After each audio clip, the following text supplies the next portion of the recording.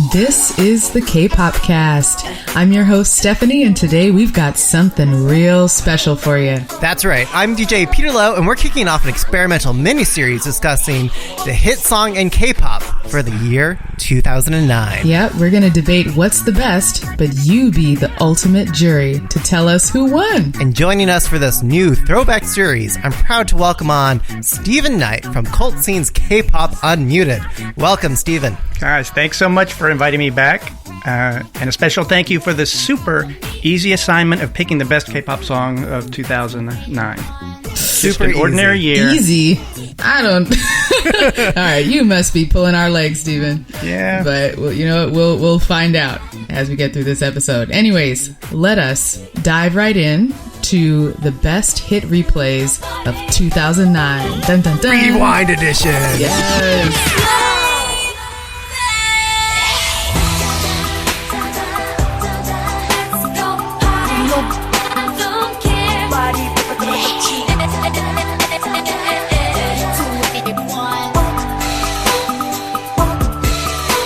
All right, so I don't know about you all, but I think I personally had my coming of K-pop age around 2009. Oh, yes. Yeah, for me, it was 2008, 2009. Boa, Hager, Lee E-Hyori, and Rainism.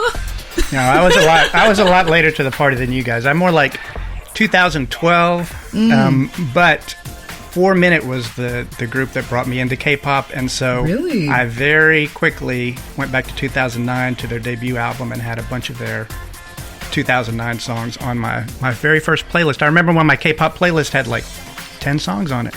Wow. Oh. Those were the days. And you quickly discovered how 4 Minute back in those days sounded so much like a copycat edition of 2NE1. Shots fired. A copycat edition of a group that debuted the same year? Okay, fair enough. All right, I mean, break it up. All right, if it wasn't obvious, we're here to debate amongst each other for top hits, but as we've been saying, like 2009, this is totally unfair. Like, golden era, and so many nostalgia-inducing, iconic songs from this single year alone. Yeah, just looking at the debuts, I mean, we just mentioned 21 and 4 Minute, FX. Yep. How about that? Tiara, After School. That's right. After School. Ring Ding Dong from SHINee. I remember dancing to that in my living room. And days and days, working up a sweat. Fire by 2NE1, which was powerful. Of course. So fire. By After School and Roly Poly by Tiara. And Because of You by Tiara After album. School. Wait. Roly Poly didn't come out in 2009. It was Bo Beep Bo Beep. Fact check. And by Tiara in 2009. Are those different songs? Oh, wow. I think there were other... Bo Peep, you're right. Yeah. Why do I have that? Yeah. Okay. G-Dragon, he was making his solo debut with Heartbreaker and Butterfly. They're great songs. There were other like very notable things in that year. A certain J-Bum Park left 2NE1. Or pardon me. Left from 2NE1. Left 2 p.m. Okay, that's what happened in your fan fiction, right? Okay, those are fan fiction, not meant to see the light of day. But yeah, he left 2 p.m. in a scandal that really forced him to spend time finding himself. And I actually love the quote unquote 1:59 p.m. Oh my god song later that year in the form of Heartbeat. That's like what like. J Park was only 1 minute to 2 p.m. Like, why did they brand it that way? I thought that was so funny. That's right. So much drama. Yeah. And then there was also 2 songs which were cell phone commercials that were chart-topping hits. We had AMOLED. AMOLED. By, again, a piece of display technology that is an awesome song by Sundambi and After School. And Lollipop by Big Bang and 2NE1. Mm-hmm. Lollipop, not a great song, but I love it. Lollipop. It's so great to have 2NE1 and Big Bang doing like almost a cute song together. Yeah. Can't get better than that. Classic. It's so hard to explain to people just getting into K-pop right now. You try to go back in time and show them those old videos that are all grainy and weird looking now, and it's impossible to convey how catchy and good those old things were. But what a time to be alive, 2009. Yeah, I was looking back at my 2009 songs, and I think most of them I actually bought, like with money. I own them. Because we didn't How have did you these even buy them subscription back then? services. Oh, wow. Yes Asia, right? iTunes, yeah. Oh, that too. Yeah. Remember Yes Asia? I remember. Are they still around? Yeah. Well, anyway. So, yeah, this was an especially hard year from us, but to give ourselves just a little bit of flexibility for this episode, we actually are introducing this section, which was our personal hit replay, our personal hit rewind, the songs that spoke to our soul that might not be critically acclaimed, may not have changed the face of K-pop forever, but are still great songs in our hearts. So, to kick us off, Stephanie, do you want to share with us your first personal favorite for 2009? Absolutely. My personal favorite song from 2009 was Dabichi 8282 or Baili Baili. You might remember from the last Kpopcast episode that my hit replay was a recently released song called 8282 Baili Baili. That's right. And maybe I'm just destined to absolutely love songs with that kind of wordplay, but why it was special to me personally was because of the sheer, I mean, not just because it was catchy, but the vocal powerhouse that was Dabichi really just impressed me, and it allowed me to put my little self on the map as someone who's good at noraebang or karaoke, because that would be my go-to song that nobody else could do. Give me your cup, baby, baby. 지금 바로 접어줘. Give me your cup, baby, baby. 매일 널 기다려. 사랑한다고 문자라도 남겨줘. Oh, oh, oh. 날 울리지 마.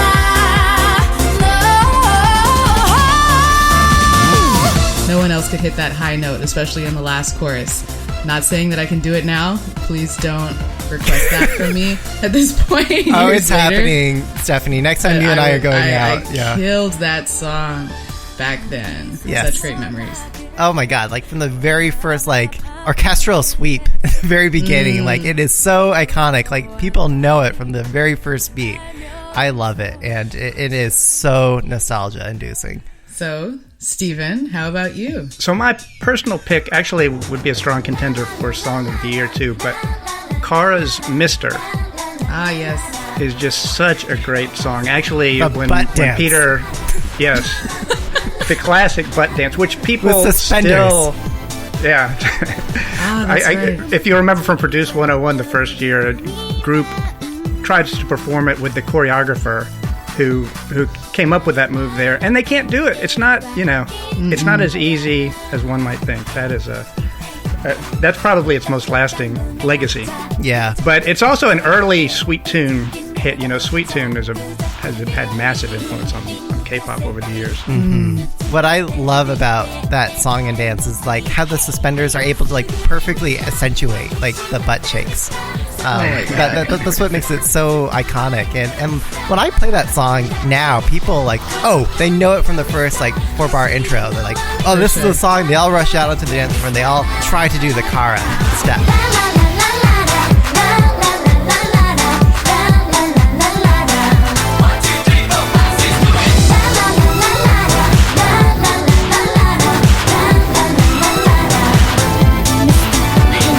Extremely catchy. Yeah. My favorite thing about it is the chorus. Scott Entrante years ago tweeted out for one of his podcasts, what's your favorite chorus? And this was the first thing that came to mind. It's got that double chorus, very simple, but lots of little variations in it. Just so catchy and fun. La la la la la la. 1, 2, 3, 4, 5. 1, 2, 3, 4, 5. Let's do it. Yeah. Oh yeah, that part. All right, Pilo. Looks like you got something special cooked up for us here. Yeah, so there's a lot of reasons why a grown man should not like this song. Oh, I don't like where this is going. But like this is like one of those like it's so dumb and so campy that like I can't not love this song. And actually, this was one of those songs where like I just realized like, you know what? Yeah, K-pop is dumb, but I love it. What? Well, for what it was. And I think especially with this song, I'm referring to 2NE1's I Don't Care. And the that's not production dumb. value of the song is like so low, and the hook is so formulaic. Like, come on, Teddy, Good. like you could have done Is better. that the word here? But let's not forget the poetic, critical thinking, inspiring intro lyrics that say, "Hey Playboy, it's about time, and your time's up." Yes, that's right. CL rhymed time with time. Yep. And then she continues on saying, "I had to do this one for my girls, you know. Sometimes you gotta act like you just don't care." And Damn right. from there, you know, the is like That's the I'm only way I'm these into boys it. learn. Yep, that's If I right. remember, Fire had kind of a similar cheesy intro. Oh yeah. I mean, You better get yours because I'm getting mine. I'm Yeah, getting yeah. mine. let's be real. Like almost all of CL's intros are kind of cringe, but I still love I her. love it. Yeah, You know what? That set the stage for, you know, without CL and those intros, we would not have like Lisa and That's her true. lines now, or Jenny. Oh, so true. Yeah. So true. We're talking about what had a legacy and what set the stage for the successes we see now. Yeah. And this is just our personal picks, by the way. But what, again, what made it such a strong personal pick for me was, as a grown male, I was singing this stupid song at the top of my lungs in my car. It's a girl song about getting boys to pay attention to you. So there you go, my personal pick. Well, it comes in handy. It's not the only song we might talk about where the sentiment, you know, occurs in daily life and you find yourself singing the song. Yeah. Indeed. I don't care 그만하네 네가 어디에서 말하던 이젠 정말 상관 안 할게 비켜줄래 이제와 울고불고 매달리지만 You know I don't care I don't care You know I just don't care I don't care Boy I don't care So we, of course, asked a similar question to our listeners on our Twitter in the hashtag Kpop chat.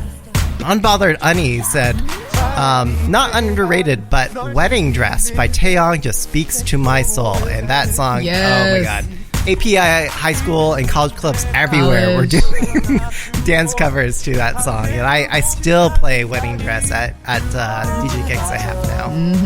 That one still slaps. Let's see. We also heard from T-Rex Mama, one of our longtime friends. She says, honestly, any woman of a certain age, here we go, who says she doesn't like girl groups clearly hasn't listened to Wonder Girls. Everything sounds like it could have come off of a late 80s, mid 90s soundtrack for a movie starring Julia Stiles or Angelina Jolie. I think she is so right there. Like, how can we get through this episode without talking about Wonder Girls? Right, Carson? Yes, sorry. That's Is that a baby fan? Yeah, he's sitting on my lap right now. No, you know, there's an argument that Wonder Girls kind of set the stage for this whole breakout in 2009 with Nobody. The Korean version being 2008 and the English version coming out in 2009. Yeah, I always remembered it as being 2009, but I guess it was the English version and the global world tour that happened The at that Hallyu time. waves were most felt in 2009. I think so. I think so, yeah. If only JYP hadn't run out of toilet paper in that bathroom stall, we would just never would have Ew. heard Oh my more. gosh. Please. Okay, yeah, only people who have seen the music video know what I'm Only talking about. JYP could screw up that song. Disgusting. Okay, And write it. so moving along, it's that time. It is the time where we debate the 2009 song that changed the course of K-pop forever. So we'll debate, and it's up to you, listeners, to decide who actually won. We'll present our arguments to you, the jury. And before we each dive into our own picks, let's also call out a comment by Unbothered Unnies, who said, "Nobody, because nobody has done it like them since." Nobody. I'm not going to argue. Hey, yo, finally! DJ, come play my song. Now it's my time. Is this what we wait for? Put it back on. DJ, watch it.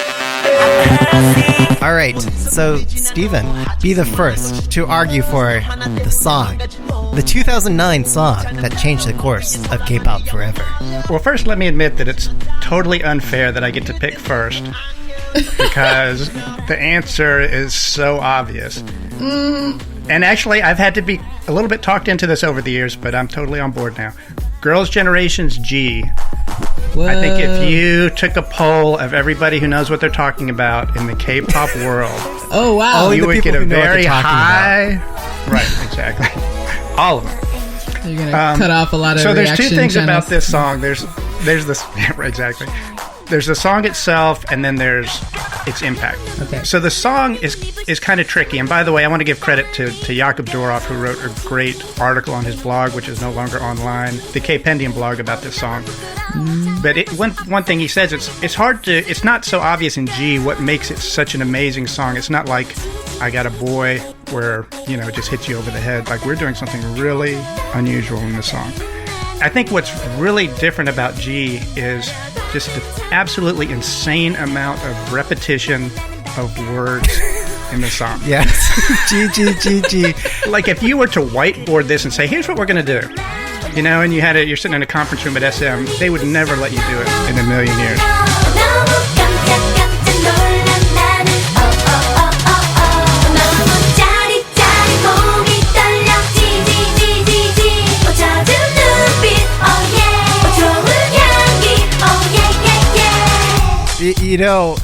Around this time, there was this phenomenon known as StarCraft.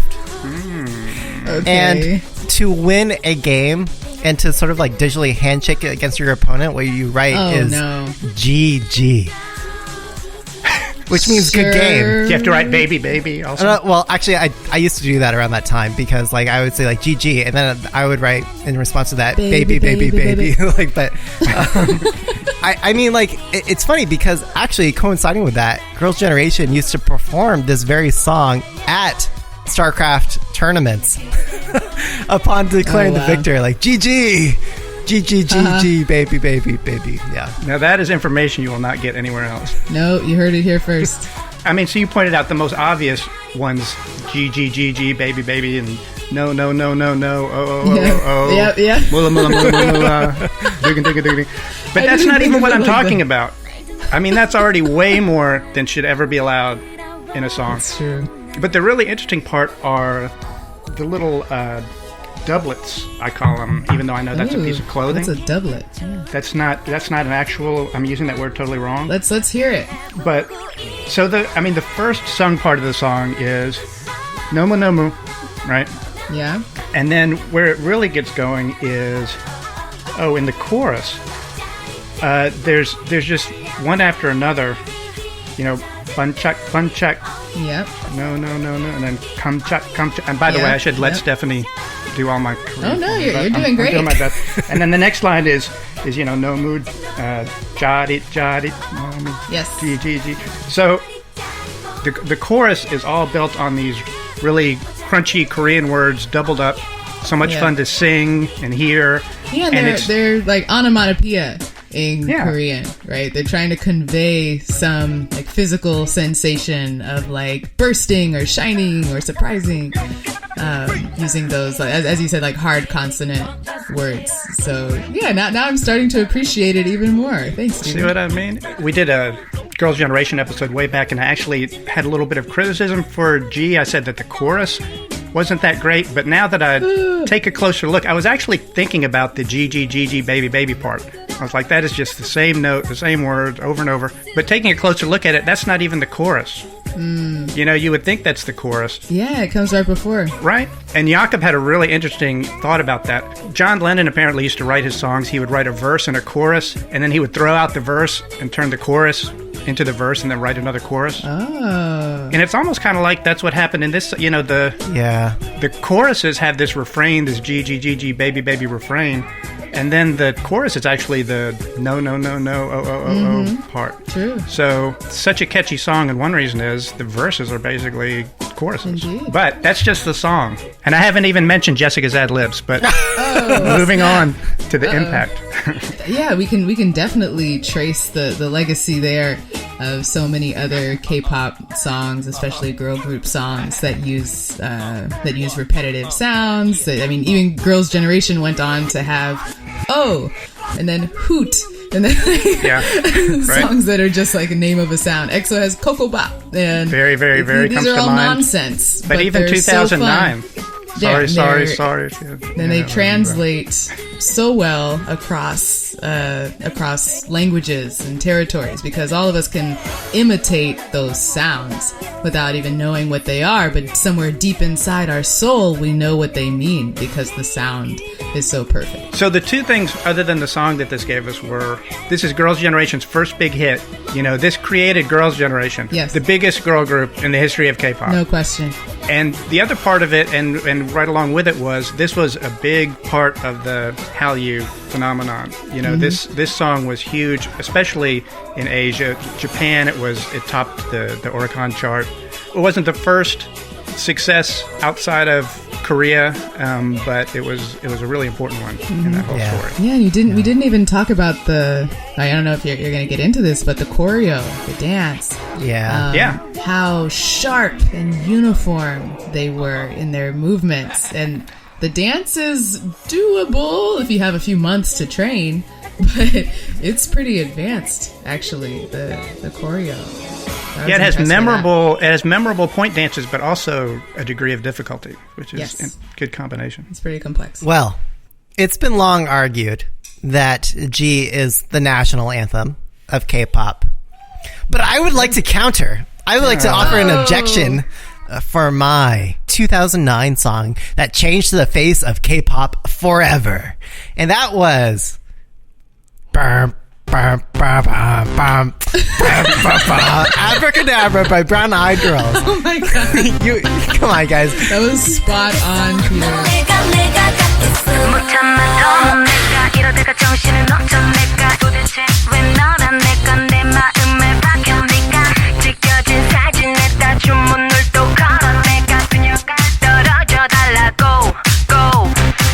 Are you doing the dance too, Peter? Because I'm imagining. Actually, it's funny. Like when this song came out, I was like a really active Salsero at the time, and it was always a part of the warm-up exercises when I was leading my team. That we're going to do hip isolations, and we do like to the left, to the right, to the left, to the right.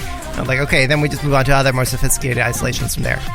And then when the song came out, I'm like, guys, all it is just hip isolations. It's like not even the choreo. Like, this is my warm-up. Yeah, right. It's not even the dance. But it was kind of a big freaking deal because until this point in history, we had not seen this level of sexually implied dance choreography, confidence, edginess. Like, this was girl crush distilled. I think into a sexy, confident image and style. Yeah, contrast this with G. Right. Like, put those next to each other. Oh my god. Whoa. Like the range. The upper bound of K-pop sexiness just went through the roof. Yeah, I mean, in a sea of Aegyo, Kara, Tell Me Wonder Girls, or Nobody Wonder Girls, which is kind of cutesy.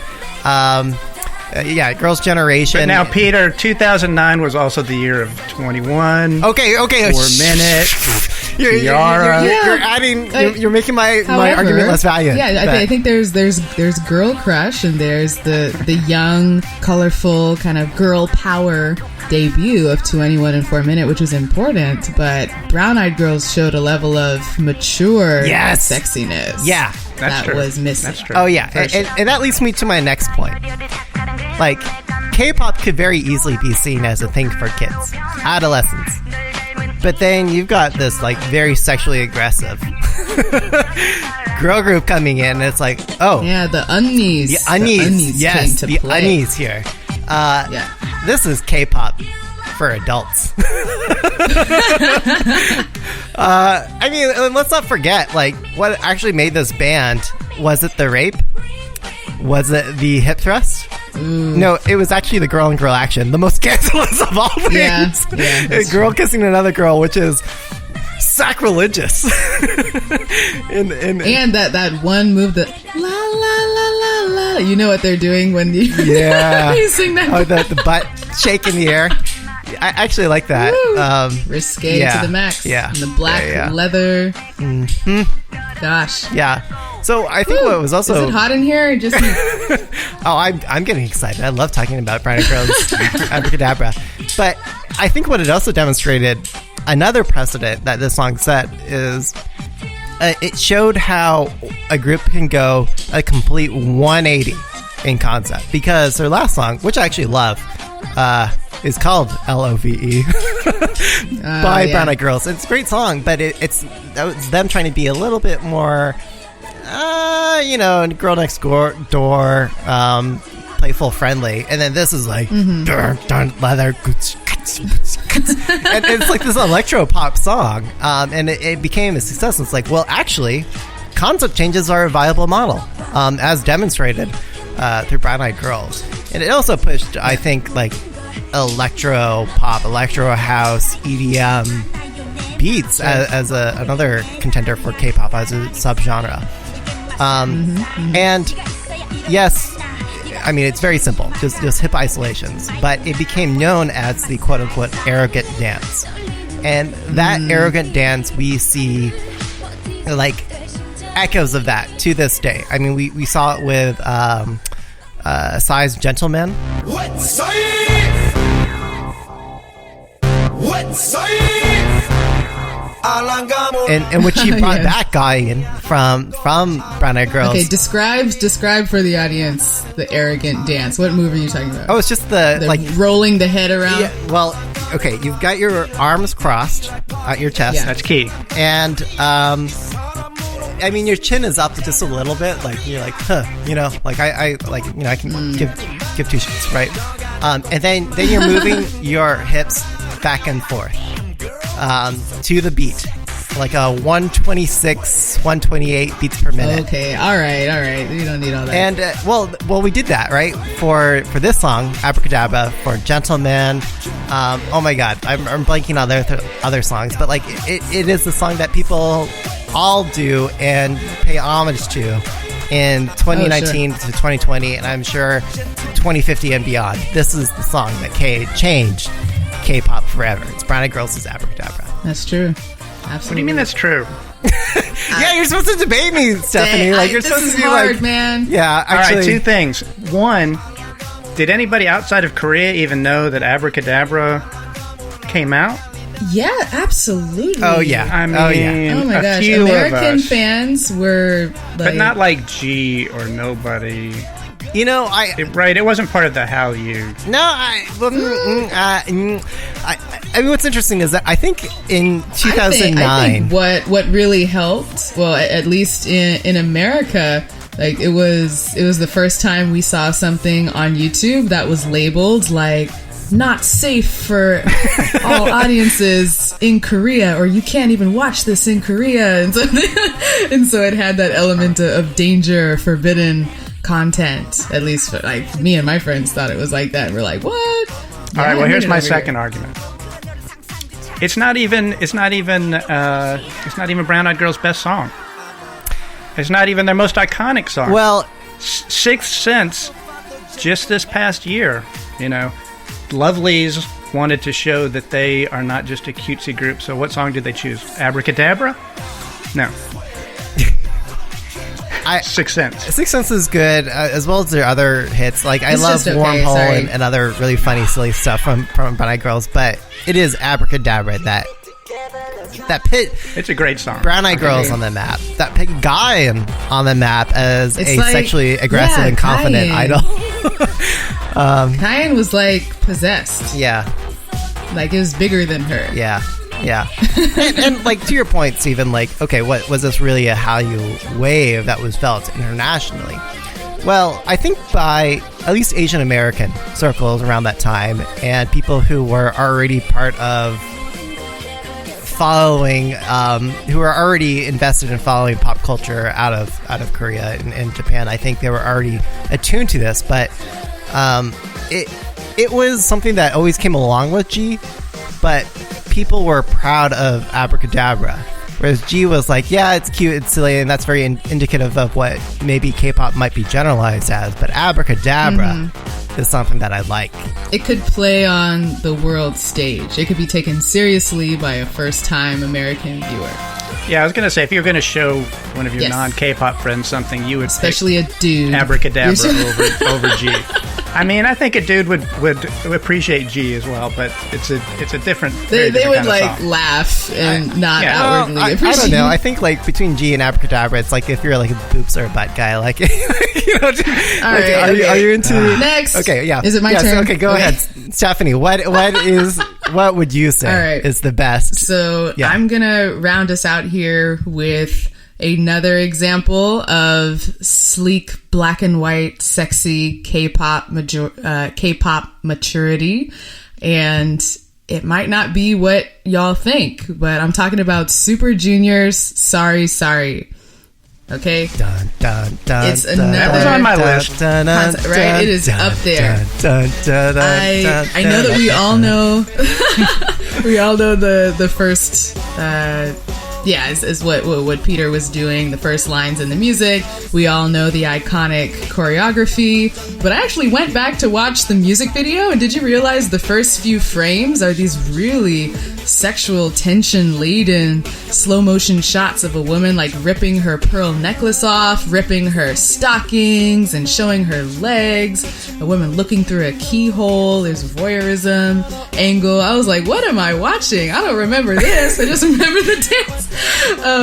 But Super Junior was also an example of like pushing the envelope away from eggyo and colorful and more towards something Black and white. something darker that could play on the Western or world stage. Choreography, we got to talk about that. Oh my God, it was yes. like, come on. Yeah. All of us know it. It was choreographed actually by an American choreographer named Nick Bass, who worked with Justin Timberlake and Usher. Surprise, surprise. This guy went on to choreograph EXO's Growl, which That was another. I'm not. Well, we'll discuss Exactly. it for that Oh, year. wow. But like, oh my God, that. Yeah, 2013. Yeah. So this was, I think, an early preview to the heights of large group synchronized hip hop dance that K-pop has been able to reach and like blow out of the water for the entire world. Years later, I think one of the important, or if not the most important, launch point for that was Super Junior Sorry Sorry. It was a point dance, but for guys. It was accessible for everyone. They look sharp. They look effortless. It's something we can all jump in and at least do the the rubbing the hands together, like acting like we're apologizing. We can all hit our feet like, I don't know what other dance but, that is Stephanie, like. that still hasn't stopped me as a guy from doing the girly, arrogant dance from my girls' generation. No, absolutely. I think the sheer evidence of how catchy and how accessible the choreo is was how it got picked up by cover dance groups and especially by flash mobs around the world. Like 2009 was a year of flash mobs for sure. One special one, a prison in the Philippines. Oh, that's right. Wow. Remember I the remember inmates? this. Yeah. All in their jumpsuits, like clockwork, killing it to Super Junior's Sorry Sorry. I can never forget that video going viral and people trying to cover that and like one up that with more and more people in whatever city square. It was just an explosion of people appreciating and living in K-pop through this song. So that's why Super Junior Sorry Sorry comes to me as like the one with the biggest legacy for the rest of K-pop, mainly because of the dance cover flash mob element and how it was kind of made for that to happen. Yeah, I mean, I feel so bad for saying this for like what, the third or fourth time on this episode, but like, this is still a song I play to this day. And all my DJ sets. You like, played it at the Soul Train party. well, every or you K-pop played dance just the party chorus. I spin. Yeah, like it is a must play K classic. But that's what I called my crate where I pull it out of. But Yeah, I mean, like from the first beat, like I hear people screaming like the song, and they all kind of like run to the dance circle, and then they start shaking their hands and like moving from left to right, just like the choreo. You know, and I was at that party, and I look around, and I'm like, were you kids even alive? Oh yeah, that's a good point. Yeah, I mean this predates But they know a it. lot of them. Yeah, but they know it. They know it. Well, you So know, that's what a good does that point mean? about all of these songs. I think these are 3 songs that just the first few notes or beats, everybody knows the song. That's true. You know, and they run to the dance floor. Yeah. That is a true marker of the essence of K-pop. Exactly. And every year after 2009 was just like this. Just iconic.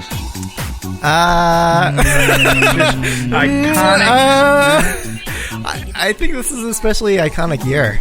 Like, We have to wait till 2013, I think, to get anything close to 2009. Okay, yeah. I'm really looking forward to 2013 episode. That would be great. Okay, well, anything else that you guys wanted to say, like, you know, last pitch to the jury here, like, hey, vote for mine because of this reason. I endorse all of these, to be honest. Yeah. I think they all should win.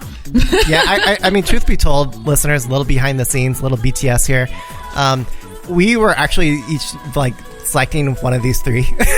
And then we're like, well, actually this one speaks to me a little stronger. And then we just picked it. But it was very hard to pick each. Yeah, there's probably half a dozen songs that I couldn't argue if somebody wanted to say that was the song. I was going to say of the year, but, you know, longer than that.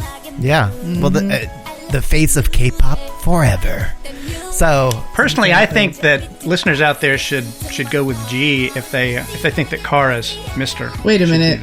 The top. I think I should get extra credit for picking Mr. as my personal favorite. No, you can't pick like a top contender for your personal. I mean, who makes the Well, rules? I guess no one said. Yeah, you're right. Anyways, It should be like the Senate. Oh no, let's not not do that talk right about now, the Senate. especially Can right we now. not throw the whole Senate in the trash. Yeah. Okay. All right, you've heard from us, but now it's time for you, K-Popcast listeners, to decide. Which song won for this special Rewind Hit Replay episode? Vote by tweeting the name of the song with the hashtag Kpop chat. Yeah, straightforward. Just tweet the name of the song with the hashtag Kpop chat. We'll count them all up, and you've got 7 days to vote from the airing of this episode date. So the published date of when this episode goes live, maybe this Sunday, we'll find out. 7 days from that point, that's the window that you have to vote for, again, the 2009 song in K-pop that changed the face of K-pop forever. And we'll announce the winner on the next episode. In the meantime, let our listeners know where they can find you on Twitter. You can find me at DJ Peter Lowe. I am at Tennessee Appeal on Twitter, and you can just DM the award to me at that address. You ain't getting nothing, Steven. I am at SParker2. And you can tweet all of us at the Kpopcast. Oh, Steven, what? Hey, let's plug Kpop Unmuted. Where can people find Kpop Unmuted? Well, sure, you can follow Kpop Unmuted at Kpop Unmuted. We spent a lot of time coming up with that. One last pitch here for all you Kpopcast listeners. We discussed G, Abracadabra, sorry, but a fourth viable option is Anything by Soyeon, who... No. Jelly. Yes, yeah, Absolutely there we go. not. So that's an acceptable answer as well. Disqualified. Okay, well, thanks for your time, guys, and can't wait to see the votes. Thanks, guys. 내가 모든 것을 다 control 새로운 세계 let's go 완전된 the music 우리 모두 다 그 crazy 빛깔 속에 나와 함께 넌 누구보다 number one You are the best in the world 마음대로 높이 흔들어봐 목소리 누구보다 크게 소리쳐봐 내 손을 잡고 go 신나게 let's go I'm already recording, so whenever you guys are ready. All right, I'm recording as well. 1, 2, 3, and I'm like, hold on, timeout. Nope, I'm including all of that on the episode. Okay.